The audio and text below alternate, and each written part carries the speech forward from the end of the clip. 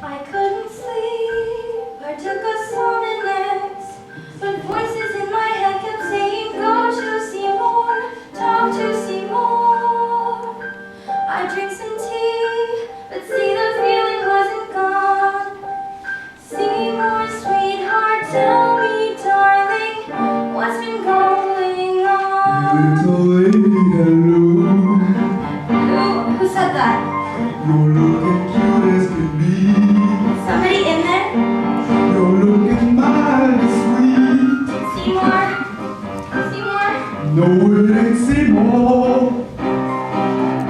It's me! Oh my God! Your friendly Audrey too. This blank is talking to you. I don't believe it. Believe it, baby, it talks. Am I dreaming this? No, and you ain't in Kansas neither. Something's terribly wrong here. Oh, relax and go with the doll. Do me a favor, will you, sweetheart? A favor? I need me some water in the worst way. Look at my branches. I'm a goner, honey. Come on and give me a drink. I don't know if I should. Hey, little lady, be nice. It's only water, right?